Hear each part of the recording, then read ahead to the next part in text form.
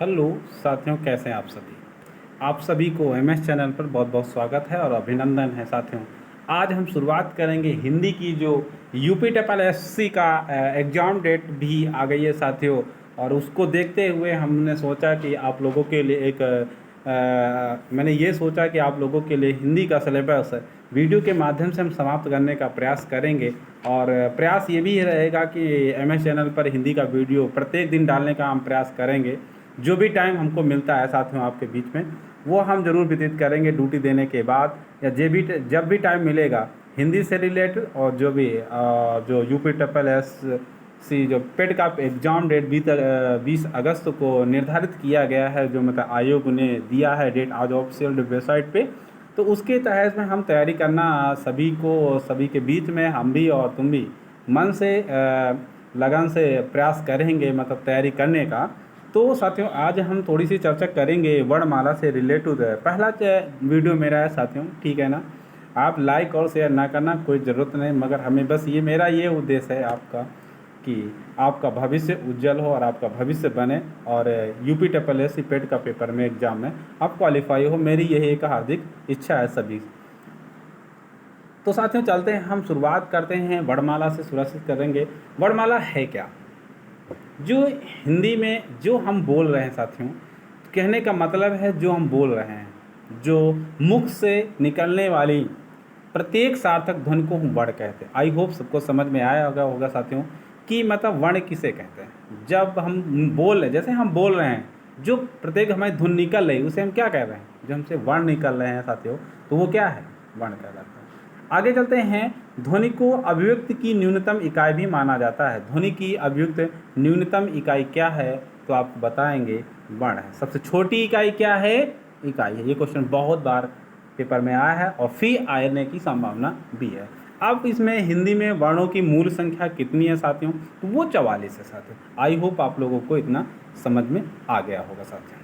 I hope आगे चलते हैं, और उसकी कुल संख्या 52 है, मतलब 5 पर 2 मतलब 52 है। अब आगे थोड़ी सी और चर्चा हम करेंगे इस वीडियो में साथियों आपके बीच में, हिंदी के वर्णों का वर्गीकरण कैसे किया जाता है। इसमें थोड़ा सा सिलेबस है यूपी ट्रिपल एस में, और कल से जो वीडियो बनेगा वो हम साथियों बनाएंगे। ये यूपी ट्रिपल एस पीएटी में एग्जाम 20 अगस्त को होगा, उसको देखते हुए कि उसमें क्या पूछा गया, बस उन्हीं चैप्टरों को हम बार बार वीडियो बनाने का प्रयास करेंगे और बार बार रिवीजन कराने का प्रयास करेंगे आप लोगों के बीच में, ठीक है। हिंदी के वर्णों का वर्गीकरण हम जानते हैं क्या होता है। इसका वर्गीकरण 3 रूपों में साथियों होता है। कितने, 3 रूपों में, 3 भागों में डिवाइड किया गया है साथियों। तो पहला से हम जानने का प्रयास करेंगे कि उच्चारण के स्थान के आधार पर, और दूसरा वायु संवेग के आधार पर, और तीसरा त्वरित के आधार पर। आई होप इतना समझ में आया हो। क्वेश्चन आता है बच्चों कि हिंदी का वर्गों का वर्गीकरण कितने प्रकार से, कितने भागों में विभाजित किया गया, या कितने भागों में किया गया, या कितने प्रकार का, ऐसे क्वेश्चन आने की संभावना रहती है। तो ऑप्शन आपको ये दिया रहता है 1 2 3 4 5, तो आपके कितने, 3। पहला हम जानने के लिए उच्चारण के स्थान के आधार पर कैसे होता है साथियों, तो संपूर्ण वर्णों को 2 भागों में बांटा गया। अभी से हमने उधर देखा 3 भागों में डिवाइड, अब उच्चारण के स्थान के आधार पर वर्णों को 2 भागों में बांटा गया। वो उसमें से पहला सा साथियों हमारा स्वर वर्ग है, और दूसरा हमारा व्यंजन वर्ण है। पहला स्वर वर्ण और दूसरा व्यंजन। अब इसमें आई होप सभी साथियों आप जानने का थोड़ा सा ये हम जानने का, स्वर वर्ण होता क्या साथियों, जिन वर्णों का स्वतंत्र अस्तित्व होता है, जो स्वतंत्र रूप होते हैं, जो मतलब स्वयं में होते, वही कहने का मतलब स्वर होते हैं। और जो व्यंजन होता है ना, कि दूसरे पर आधारित होता है, हम अपनी भाषा में बताने का प्रयास किया साथियों आगे, और इसकी जो डिफिनेशन लिखी है वो भी बताने का प्रयास करेंगे साथियों। तो कहने का, जिन वर्णों का स्वतंत्र अस्तित्व होता है, जिनके उच्चारण में कम समय लगता है, उन्हें हम स्वर कहते हैं। आई होप समझ में आए। जो अपने पर निर्भर हो और उनमें कम समय, उसके जो उच्चारण बोला जाए उसमें कम समय लगे, वो क्या है, स्वर कहलाता है। इनकी संख्या कितनी है, 11 है। आई होप इतना समझ में। स्क्रीन पर एग्जाम्पल भी दिया है कौन कौन होते हैं। छोटा आ, बड़ा आ, ई और बड़ी ई, और ऊ और इस, ए आई औ होते हैं। आई होप इतना समझ में सभी साथियों को आ गया होगा। आगे हम साथियों चलते हैं, थोड़ा सा स्वर वर्ग के भेद कितने होते हैं। तो ये भी बहुत इंपॉर्टेंट क्वेश्चन है, मतलब एग्जाम में आपके आ भी सकता है कि स्वर वर्ग के भेद कितने होते हैं। स्वर वर्ग के मुख्य 2 होते हैं, मगर कुल कितने होते हैं, 4 होते हैं। 4 कौन से होते हैं वो जानने का प्रयास करेंगे। पहला हमारा हस्त स्वर है, दूसरा साथियों दीर्घ स्वर है, संयुक्त स्वर है तीसरा, और चौथा हमारा टुस्वर है। आई होप 4 प्रकार से हम जाने स्वर। मगर कुछ विवाद भी है, कुछ विद्वान, कुछ लोग या कुछ टीचर ऐसा भी हमें बताते हैं, हम लोग भी अन्य अन्य किताबों में देखा है कि अलग अलग प्रकार से लिखा है। वो भी हम थोड़ा सा जानने का, डिटेल में थोड़ा सा जानने का प्रयास करेंगे क्या है, मगर जो परफेक्ट है वो हमने बता दिया आपको पहले ही। तो कुल विद्वान संयुक्त स्वर और दीर्घ स्वर को साथ जोड़कर स्वर वर्णों को कुल भेद 3 ही मानते हैं, मतलब संयुक्त स्वर को और संयुक्त स्वर को और दीर्घ स्वर को एक में जोड़ को बताते हैं। तो वहाँ पर हमने ऊपर 4 बता दिया साथियों, मगर यहाँ पर अगर ऐसे जोड़ के आ रहा है तो 3 ही बताना पड़ेगा। एग्जाम में ये भी हो सकता है, मगर एग्जाम में ऐसा पूछता नहीं है, ठीक है ना, मगर जानना जरूरी है आपके लिए। फिर कहता है परंतु स्वर वर्णों की कुल संख्या भेद 4 ही माना गया। लास्ट में ये भी कह दिया गया 4 ही माना जाएगा, 3 नहीं। आई होप इतना समझ में साथियों आ गया होगा। साथियों आज चलते हैं हम ह्रस्व स्वर की ओर। ह्रस्व का मतलब होता है कम समय में या छोटा भाग, ठीक है ना। जिन स्वर वर्णों के उच्चारण में अत्यंत कम समय लगता है उन्हें हम ह्रस्व स्वर कहते हैं। इनकी जो संख्या होती है साथियों 4 होती है। कितनी? 4 होती है। कितनी संख्या? 4 होती है ह्रस्व स्वरों की संख्या। और एक और थोड़ी सी ये बात जाने, ह्रस्व स्वर को एक दूसरा नाम भी दिया गया है, मूल स्वर कहते हैं। आगे इसमें डिफिनेशन में लिखा भी है। और ह्रस्व स्वर होते कौन कौन? क्वेश्चन यही भी आ जाता है कि आ ई उ रिस क्या है। अब 4 ऑप्शन दिया होगा, दीर्घ स्वर दिया होगा, संयुक्त स्वर दिया होगा, प्लुस स्वर दिया होगा और ह्रस्व स्वर दिया होगा या मूल स्वर भी दिया होगा। तो 4 ऑप्शन दिए होंगे, तो मगर जब तक आपको मालूम नहीं होगा तब तक हम नहीं कर पाएंगे। तो आ ई उ ऋष ये क्या होते हैं? हमारे ह्रस्व स्वर होते हैं। छोटे में छोटा छोटा लिखा होगा, बड़े में बड़ा वाला, मतलब जो मात्राएं हमारी हैं स्वर और व्यंजन, मतलब जो बड़े में आए बड़ा वाला स्वर ह्रस्व मतलब छोटा यार। ऐसे भी जानने का प्रयास, जल्दी जानना है। दीर्घ मतलब बड़ा यार। इसमें सब जो एग्जाम जो भी होगा स्वर होंगे वो बड़े, सब बड़े होंगे। आई होप इतना समझ में होगा। आगे हम चलते हैं, इस वीडियो को आगे और बढ़ाते हैं साथियों। दीर्घ स्वर में दीर्घ स्वर में जिन स्वर वर्णों के उच्चारण में ह्रस्व स्वर से दुगना, मतलब उनसे ह्रस्व स्वर से थोड़ा सा ज़्यादा समय लगता है, उसे हम दीर्घ स्वर कहते हैं। और उनकी मूल संख्या 3 होती है साथियों, मगर कुल 7 माने जाते हैं। मगर 3 ही माने, बड़ा, बड़ी, बड़ू। देखा ना, दीर्घ का मतलब बड़ा, वही एग्जाम होंगे आपके स्वर होंगे बड़ा आ, बड़ी, बड़ाऊ। आई होप इतना समझ में आपको आ गया। ह्रस्व में छोटे होंगे कम समय में, समझ रहे। आगे चलते हैं साथियों। संयुक्त स्वर, ये एक दूसरे से मिलकर बने होते हैं साथियों। ये हमारी डिफरेंस है। जो स्वर व 2 स्वर वर्णों से मिलकर बनते हैं उन्हें संयुक्त स्वर कहते हैं। इनकी 4 संख्या होती है। ह्रस्व स्वरों की संख्या कितनी होती है साथियों? 4 होती है। दीर्घ स्वरों की संख्या कितनी होती? 3 होती है साथियों। और संयुक्त स्वरों की संख्या कितनी होती? 4 होती। ये जानना आपके लिए बहुत इंपॉर्टेंट है साथियों। ऐसे ही क्वेश्चन बन के आ जाते हैं।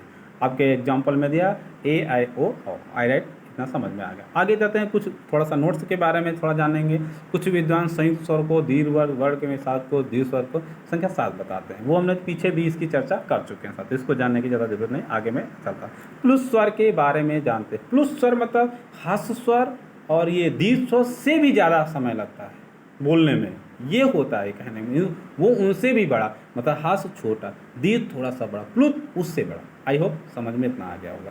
जिन स्वर वर्ण के उच्चारण के ह्रस्व में 3 गुना अधिक समय लगता है उन्हें हम प्लुस स्वर कहते हैं साथियों। इतना आई होप समझ में आ गया। कैसे? ह्रस्व में बहुत अत्यंत कम समय लगता था साथियों, और दीर्घ में मतलब ह्रस्व सिर्फ दुगुना समय लग रहा था साथियों, इतना समझ रहे हैं। और प्लुस स्वर में तिगुना समय लग रहा है, इतना समझ रहे हैं ना। और संयुक्त में क्या हो रहा है? 2 लोग मिल रहे हैं। आई होप चारों आपको डिफिनेशन हम थोड़ी सी बात में बताने का प्रयास किया। आई होप इतना समझ में आ गया। आगे चलते हैं साथियों। और जैसे, और इनकी संख्या जो होती है 1, कितनी होती है? 1 होती है साथियों। कितनी होती है? 1 होती है साथियों। जैसे ओम, कितना समय लग रहा? खींचो एक बार, ओम को बोलिएगा, ओम, काफ़ी समय जा रहा है, तो ज़्यादा समय लग रहा है यहाँ पर, मतलब दीर्घ स्वर से ह्रस्व स्वर से भी ज़्यादा समय लग रहा है, इसलिए हम प्लुस स्वर कहते हैं। आयोग नोट में कुछ विद्वान प्लुस स्वर वर्ण को जोड़कर हिंदी में स्वर वर्णों की संख्या 12 बताते हैं। ऐसे हैं 11 गुरु। ऐसे कितने हैं साथियों? 11 हैं भाइयों। मगर अगर ओम को ये जोड़ प्लुस स्वर को जोड़ दिया जाए तो कितने हो जाएंगे? 12। मगर ये मान्य नहीं है यार। कुछ विद्वान दीर्घ और रिस और री को जोड़कर 14 बता रहे हैं। हिंदी स्वर वर्णों की संख्या 14 बता रहे हैं, परंतु हिंदी में स्वर वर्णों की संख्या सदैव नहीं, मतलब हिंदी स्वर वर्णों की संख्या 11 ही मानी गई है। आई होप इतना समझ में आ गया होगा। अगर क्वेश्चन आपका ये बोल दे कि ऋ और री को लेकर कितने स्वर बनाए जाते हैं, कितने स्वर वर्ण संख्या होती, तो 14, तब ऑप्शन में 14 करेंगे आप। ऐसे नहीं, तब नहीं, अगर कुछ नहीं दिया तो चुपचाप आंख बंद करेंगे और 11 पर टिक कर देंगे। आई होप इतना समझ में आया होगा। आहा की एक बिंदु या दो की बिंदु, ना ही स्वर है ना अयोगवाहक। ये एक प्रकार के अयोगवाहक होते हैं, नपुंसक होते हैं, ठीक है ना व्यंजन होते हैं ना स्वर होते हैं, इनको कुछ नहीं माना जाता है। आहा की एक बिंदी और आ के दो बिंदी। हिंदी में मूल स्वरों वर्णों की संख्या 4 है, आ ई उ ऋषि। आई होप व्यंजन के बारे में आप जानने का प्रयास करेंगे। जिन वर्णों का स्वतंत्र अस्तित्व नहीं होता है, जो हमेशा स्वर वर्णों की सहायता से ही बोले जाते हैं, उसे व्यंजन स्वर कहते हैं। मतलब स्वर मैंने बताया था वो स्वतंत्र होते हैं, अपने पर निर्भर होते हैं, ये मैंने बताया। मगर व्यंजन अपने पर नहीं यार, वो स्वरों पर, स्वर की सहायता से बोले जाते हैं, स्वर वर्णों की सहायता से बोले जाते हैं। मतलब ये कहने, मैंने पहले भी बोला था कि व्यंजन अपने पर नहीं दूसरे पर। आई होप इतना समझ में आ गया होगा। जिन वर्णों का स्वतंत्र अस्तित्व नहीं होता है वो हमेशा स्वर वर्णों की सहायता से ही बोले जाते हैं। हिंदी में व्यंजन वर्णों की कुल संख्या 33 है, कुल 39 मानते हैं, मगर 33 ही आपको मानना पड़े। व्यंजन वर्ण के भेद के बारे में कुछ जानने का प्रयास करेंगे। व्यंजन वर्ण के मूल कुछ 6 भेद होते हैं। पहला स्पर्श व्यंजन, दूसरा अस्थस्थ व्यंजन, और तीसरा ऊष्म व्यंजन, और चौथा संयुक्त व्यंजन, और अगला 5वां द्विगुण व्यंजन और वैदिक। तो इनमें से हम स्पर्श व्यंजन का से माँ तक ही मानते, ककहरा एक लिख लीजिएगा अपने कॉपी में, तब बताने का हम प्रयास करेंगे इसको। मतलब हम आप शार्ट में भी आगे अल्पप्रा महापा अगोस अगोस सब इसी से हो जाएगा। अंतस्थ व्यंजन क्या होता है, 11 अलावा ऊष्म जो ऊष्मा से उत्पन्न होते हैं, संयुक्त 2 से प्रकार से, द्विगुण डा और अणा, और वैदिक हमारा का है। आई होप इतना समझ में आएगा। आगे चलते हैं। स्पर्श व्यंजन जिन वर्णों के उच्चारण में कंठ, ताल, मूर्धा, दंत, ओष्ठ आदि के अधिक प्रयोग होता है उन्हें स्पर्श व्यंजन कहते हैं। स्पर्श व्यंजन किसे कहते हैं ये जानने का हम प्रयास किया है। स्पर्श व्यंजन जिन वर्णों के उच्चारण में कंठ, ताल, मूर्धा, ओष्ठ आदि के अधिक प्रयोग होता है उसे हम स्पर्श व्यंजन कहते हैं। इनकी मूल संख्या 16 होती है। स्पर्श व्यंजनों की संख्या कितनी होती है साथियों, 16 होती है। का से मा तक, का, खा, गा, अणा। देखो ककहरा आपकी स्क्रीन पर दिख रहा होगा साथियों, ये देखने का प्रयास की, इसी के माध्यम से आपको हम बहुत सटीक भी बताने का प्रयास करेंगे आगे जो इसके क्वेश्चन वर्णमाला में हैं। का, और ये ककहरा आपको वही केजी वाला याद होना जरूरी है भाई। आप सोच रहे हैं केजी में हमने पढ़ा, आज भी हमको पढ़ना पड़ रहा भाई, पढ़ना पड़ेगा कुछ पाना है तो, ठीक है। तो KTM दा से भी हम इसको रिलेटेड करेंगे, अभी आगे हम बताएंगे आपको। देखो एक मिनट मैं बता रहा हूँ, इसको ट्रिक है एक जानने की। यहाँ पर KTM दा, KTM दा, के से कंठ होता है, टी से ताल होता है, मा से मूर्धा होता है, एम से, डी से दंत होता है, ए से ओष्ठ होता है। आई होप इतना समझ गए होंगे। इनकी संख्या, इनकी वर्णों की 25, एक शब्द में उदित कहते हैं, एक शब्द में उदित कहते हैं। स्पर्श व्यंजनों की संख्या 25 है। अस्तत्व व्यंजन 11 अलावा वो तुम पहले भी बता रखा आपको। जिन व्यंजन वर्णों के उच्चारण में श्वास अंदर की तरफ खींची जाए उसे अस्तत्व व्यंजन, जैसे या, रा, ला। देखो सांस अंदर की ओर जा रही है, या, रा, बाहर की ओर नहीं, अंदर की ओर सांस जा रही है। मतलब कहने जिन व्यंजन वर्णों के उच्चारण में श्वास अंदर की ओर तरफ खींची जाए उसे हम क्या बोलेंगे, अंतस्थ व्यंजन कह देंगे। नोट, या, रा अलावा अर्ध स्वर भी कहते हैं। बहुत इंपॉर्टेंट क्वेश्चन है, अगर क्वेश्चन आता है कि या, रा, या और वा क्या है, ऑप्शन अर्ध स्वर भी कहते हैं। अगला ऊष्म व्यंजन। ऊष्म व्यंजन क्या होता है साथियों, ऊष्म व्यंजन होता है साथियों गर्मी। क्या होता है, गर्मी। ऊष्म व्यंजन क्या होता है, गर्मी। जिन व्यंजन वर्णों के उच्चारण से शरीर में गर्मी पैदा हो जाए उसे ऊष्म व्यंजन कहते हैं। इसकी संख्या कितनी साथियों होती, 4। सलजम वाली सा, खटकोण वाली सा, सरलता वाली सा और हा। आई होप इतना समझ में आ गया होगा। ये आप लोग हम बहुत आराम से बताने का प्रयास कर रहे हैं। ये बहुत ही इम्पॉर्टेंट है आपके यूपी में जितने एग्ज़ाम होने वाले हैं। ये बहुत, मैं डेली एक वीडियो बनाने का प्रयास करूंगा ड्यूटी देने के बाद साथी आप लोगों को, ठीक है। संयुक्त व्यंजन, फिर उसके बाद संयुक्त व्यंजन। संयुक्त मतलब दो, जो व्यंजन वर्ण के 2 व्यंजन वर्णों से मिलकर बनते हैं इन्हें संयुक्त व्यंजन वर्ण कहते हैं। और इनकी संख्या कितनी होती है, 4 कहते हैं। इनकी संख्या क्या है, 4 होती है। इनकी संख्या क्या है, 4 होती है। तो छत्री, त्रा और ज्ञा, स्रा। आई होप ये समझ में आपके स्क्रीन में दिख रहा है, आप लोगों को समझ में आ रहा होगा साथियों। अगर आ रहा है समझ में तो आगे हम चलते, संयुक्त व्यंजन भी जाना, अस्तक व्यंजन, ऊष्म व्यंजन, सब एक और आगे चलते हैं। आगे चलते हैं द्विगुण व्यंजन, जिन वर्णों में दो व्यंजन, द्वि नाम से ही सुनो यार, द्वि मतलब दो, नाम से ही मालूम पड़ रहा है साथियों। द्विगुण व्यंजन का मतलब जिन व्यंजन वर्णों में दो व्यंजन वर्णों के गुण पाए जाते हैं उन्हें हम द्विगुण व्यंजन कहते हैं। इनकी संख्या भाई द्वि से दो संख्या, क्वेश्चन आएगा द्विगुण व्यंजन कितने प्रकार के होते हैं, दो, कौन कौन से होते हैं, ये भी आपको डा और आपको ना जानना जरूरी है। डाडलिया और डा ढक्कन आपके दो होते हैं। आई होप इतना समझ में साथियों आ गया होगा। नोट, द्विगुण व्यंजन को उत्प्रेक्ष व्यंजन या आगत व्यंजन या निर्मित व्यंजन आज से नामों से भी जाना जाता है। द्विगुण के नाम भी आप जान लो कि उत्प्रेक्ष व्यंजन भी इसे कहा जाता है, निर्मल भी व्यंजन, निर्मित व्यंजन भी इसे कहा जाता था। तो वैदिक व्यंजन लास्ट में सूक्ष्म में जाते हैं, जो व्यंजन वर्ण से केवल वेदों तक ही नहीं सीमित होते रह जाते हैं, जिन्हें हिंदी के जिसका प्रयोग नहीं होता उनसे वैदिक, जैसे का यूज नहीं होता है। इनकी संख्या कितनी होती है साथियों, एक होती। आई होप समझ में आ गया होगा साथियों। आगे चलते हैं साथियों, इसे लुंठित डा या लुंठित रा कहते हैं। मराठी भाषा में आज भी इसका प्रयोग हो रहा है। हिंदी में, फारसी भाषा में 5 वर्ण होते हैं, का, खा, गा और जा और फा होते हैं। आई होप आप स्क्रीन पर लिखा है, जानने का प्रयास मैंने बोल भी बताने का भी प्रयास किया आप लोगों को। आई होप आप लोगों को समझ में आ गया होगा साथियों। आगे चलते हैं, हिंदी भाषा में, अंग्रेजी भाषा में एक वर्ण होता केवल आ। आई होप समझ में आ गया। वायु संवेग के आधार पर आगे चलते हैं, तीसरे नंबर पर आए हम।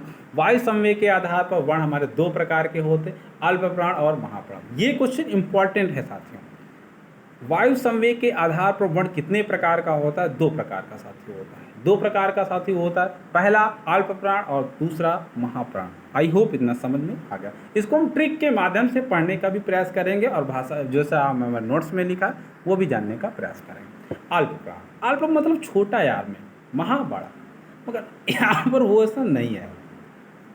अल्प प्राण का अर्थ है कि थोड़ा थोड़ा हवा। इस प्रकार अल्प प्राण शब्द का अर्थ हुआ कि थोड़ी हवा, अर्थात जिन वर्णों के उच्चारण में वायु धीरे से ली अथवा छोड़ी जाए उसे अल्प प्राण कहते हैं, उसे अल्प प्राण कहते हैं, उसे अल्प प्राण कहते हैं।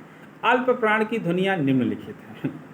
आप एक ककारा लिख लीजिएगा साथियों, ये चैप्टर पढ़ना ककारा से बहुत इंपॉर्टेंट है, ठीक है ना। प्रत्येक वर्ण का पहला और तीसरा, पांचवा, बस 1 3 5 135 कोड है इसका, खत्म अल्प प्राण। यहाँ से कोई जानने की जरूरत, ककारा आप सभी को आता है। एक मतलब जानते हो क्या है, पहली लाइन, 3 का मतलब तीसरी, का के बाद खा के बाद गा वाली लाइन, 5वीं मतलब डा वाली लाइन। आई होप समझ में, आपकी स्क्रीन पर भी लिख रहा है कि पहली लाइन कौन सी होती, का वाली, तीसरी लाइन कौन सी होती, गा वाली है, तीसरे नंबर गा आता कि नहीं आता, पांचवा कहाँ पर आ रहा, डलिया आती है। आई होप अंगा व डलिया अंगा कुछ भी, ठीक है। आई होप तो समझ में आया। फिर इसमें मतलब देखो आपको का दिया, गाडा, ये चा जा झैया क्यों, ये क्यों 1 2 3 नंबर 1 पे चा आता, तीसरे नंबर पर जा आता, 5वें नंबर पर क्या आता, न्या आती। आपका कारा बनाइए, कॉलम बनाइए, उसके 5 स्तंभ बनेंगे आपके, ठीक है ना। 135 135 मतलब 135 कोड होता है अल्प प्राण का, थोड़ा थोड़ा। आई होप समझ में सबको आ गया, वो जता बताने की कोशिश नहीं अब करेंगे। प्रत्येक अस्तक व्यंजन में अल्प प्राण या अलावा भी आते हैं। ये बहुत इंपॉर्टेंट, ये क्वेश्चन जरूरी है कि अंतस्थ व्यंजन अल्प प्राण है। जो भी या अलावा हमारा क्या है, अल्प प्राण ही है। क्वेश्चन कभी कभी ऐसा आ जाता है या अलावा है, अब यार मैं तो सोचा यार कि यार तो अंतस्थ व्यंजन, मगर वहाँ ऑप्शन में नहीं दिया। ऑप्शन में ऐसे दिया अल्प प्राण, महाप्राण या अल्प प्राण नहीं, या इनमें से कोई नहीं। ऐसे ऑप्शन आ जाएंगे तो हमें दिक्कत हो जाएगी साथियों। आगे आते हैं महाप्राण में। आगे हम चलते हैं, महाप्राण के बारे में कुछ जानने का प्रयास करेंगे। जिन वर्णों के उच्चारण में वायु तेजी से ली जाए अथवा थोड़ी छोड़ी जाए उसे महाप्राण कहते हैं। महाप्राण ध्वनियों की निम्नलिखित, प्रत्येक वर्ण का 2 और दूसरा और चौथा कॉलम। अभी हमने अल्प प्राण में पहला और तीसरा और 5वां जानने का। अब महाप्राण में मतलब 24 इसका कोड हो गया, 24 कोड हो गया। देखो खा खरगोश वाली दूसरे कॉलम पे आती है, घा घड़ी वाली लाइन किसे आप लोग चौथे कॉलम पे आती है। तो जान गए हम 24 कोड होता है, महाप्राण हो गया, बात खत्म हो गई साथियों। और हाँ, जैसे हम अंतस्थ व्यंजन को अल्प प्राण कहते याराला, उसी तरह हम महाप्राण में सीटी वाली सा, सलजम वाली सा, खटकोण वाली सा और हा, ये भी महाप्राण है। ये ना धोखा खा जाना कि ये यहाँ ऊष्म व्यंजन है। ऊष्म व्यंजन भी है और महाप्राण भी है। आई होप इतना समझ में आया होगा। आगे चलते हैं साथियों। प्रत्येक ऊष्म व्यंजन महाप्राण अथा देखो दे जो हमने बताया वही आपको आ गया। आगे चलते हैं। तारत्व के आधार पे, तारत्व के आधार पर वर्ण दो भेदों में होता है, घोष अथवा सघोष वर्ण और दूसरा अघोष वर्ण। अघोष वर्ण, घोष या अघोष वर्ण, जिन वर्णों के उच्चारण में तारत्व के कंपन को पैदा होती है, प्रकन्न पैदा होती है, उसे घोष वर्ण। अब इसमें भी आप कहारा लिखें, इसमें भी हम कोड बताने। अब देखो साथियों, अल्प प्राण का साथियों होता है 135, महाप्राण का 24। आई होप इतना समझ में आया। ककारा लिखना आता है, एग्जाम में कोई रट्टा मारने की जरूरत नहीं है। आप अपने माइंड में सेट कर लो बस। ककारा तो लिख सकते हो, कोड याद कर लो यार। अल्प प्राण 135, महाप्राण 24। अब हम सघोष और अघोष भी इसी टाइप से बताने का प्रयास करेंगे टिक के माध्यम से साथियों। तो प्रत्येक वर्ग का तीसरा और चौथा, तीसरा चौथा पांचवा 345 होता है घोष या सघोष का कोड। 345 कोड 3, 4, 5। तीसरी लाइन कौन सी है? गा वाली। चौथी लाइन कौन सी है? गा वाली। पांचवी लाइन कौन सी है? डा वाली। आई होप इया वाली, कुछ भी आप कह सकते, स्तंभ कॉलम बना के हम चलें। 345। तो ये घोष या सघोष वर्ण होते हैं। प्रत्येक अंतस्थ व्यंजन हा घोष ही होता है। यार अलावा हा अंतस्थ व्यंजन हा भी है और क्या है? घोष या सघोष भी है। घोष को सघोष व्यंजन भी वर्ण कहते हैं, व्यंजन नहीं वर्ण कहते हैं। प्रत्येक स्वर वर्ण भी घोष वर्ण होते हैं। स्वर जो यार अलावा स्वर कौन से होते हैं भाई? हमने 4 बताए, ठीक है ना? हाँ, आगे चलते हैं। वो भी क्या होते हैं? घोष होते हैं। अघोष में आ जाते हैं। जिन वर्णों के उच्चारण में जिन वर्णों के उच्चारण में तारत्व का कंपन प्रकंपन ना पैदा हो उसे हम अघोष कहते हैं। प्रत्येक वर्ग का पहला और दूसरा अघोष वर्ण होता है। मतलब दूसरा, पहला और दूसरा मतलब 1, 2 मतलब 12 कोड होता है। आई होप सबको समझ में आ रहा। अल्पप्राण, महाप्राण, घोष, अघोष। घोष सघोष एक ही बात और अघोष अलग बात। अब यहाँ पर महाप्राण में हमने, अल्पप्राण में हमने पढ़ा आपको 135, फी पढ़ा 24 कोड, फी आए हम घोष सघोष में 345 कोड और उसके बाद अघोष में आए उसका कोड कितना? 12। कह रहा आप सभी लिख लेना भाई, हम बार बार नहीं बताएंगे आपको। प्रत्येक ऊष्म व्यंजन हा छोड़ कर था, सीटी वाले सा, खटोण सा, ये प्रत्येक ऊष्म व्यंजन, ऊष्मा से व्यंजन जो होते हैं ये अघोष भी होते हैं, केवल हा को छोड़। हा क्या है एक जानते हो क्या? घोष है। हा क्या है? घोष, सघोष है। और जो ऊष्मा जो पैदा करते हैं 3 बच्चे हमारे, सलजम, खटकोण और सा, सपेरा वाला सा, तो वो क्या है हमारे? क्या है? ऊष्म व्यंजन, वो अघोष हैं। कोड कितना है? 12। सघोष का 345, अल्पप्राण का 135 और महाप्राण का, बोलो भाई, महाप्राण का आप जानो। आगे चलते हैं साथियों। वर्ण के उच्चारण 1 मिनट साथियों। तारत्व के आधार पर हो गया, ये हो गया उसमें को, हाँ सलजम वाले सा। आगे चलते हैं। हाँ, अब चलते हैं, थोड़ा सा जाने का और प्रयास करेंगे साथियों। वर्ण और उसके उच्चारण स्थान। KTM दा का यूज यहाँ पर भी जबरदस्त करेंगे साथियों आप लोगों के साथ, और जानने का भी प्रयास करेंगे। कंठ, कंठ में का वाली पूरी लाइन आती है। KTM दा याद करो, ककारा आपको याद होना चाहिए। तालु चा वाली लाइन आएगी पूरी, उसमें से सामने आपको दिखा है कि ताल में और कितने साथियाँ आते हैं। ई भी आती है और पा भी आता है, सलजम और ज्ञा भी, ई सी ज्ञा, ठीक है ना?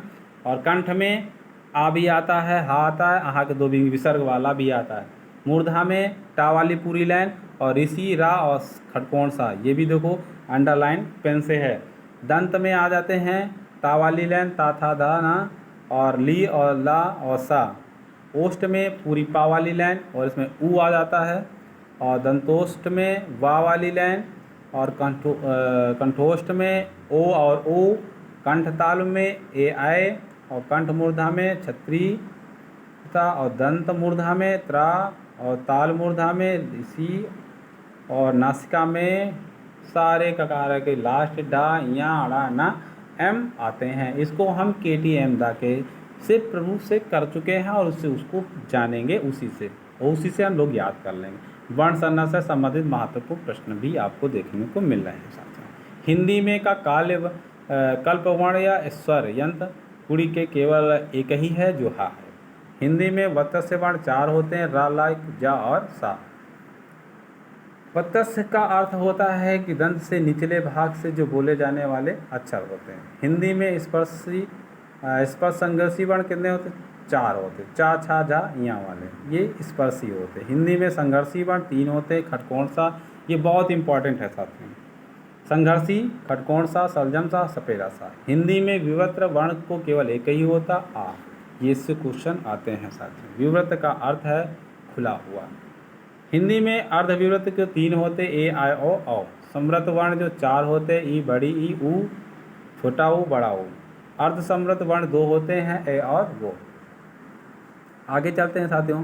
तो साथियों, हमारी इस वीडियो में आपको वर्ण के बारे में कुछ चर्चा किया और कुछ क्वेश्चन भी हमने कराए, और आई होप जो गलतियां हैं वो भी माफ़ कर देना, मगर हमने अपनी तरफ से कोई गलती नहीं की है और बताने का पूरा प्रयास किया है जो भी हमारे पास टाइम मिला साथियों। और साथियों, इस वीडियो को अच्छे से आप लोग देखना और समझने का प्रयास किया, और इसमें हमने ट्रिक के माध्यम से आपको भी बताने का प्रयास किया है, और आई होप आप लोगों को समझ भी आया होगा। और आप लोग कमेंट करके बता भी देना कि भैया समझ में आया कि नहीं आया, और हम आशा करते हैं आप लोगों को समझ में आ गया होगा।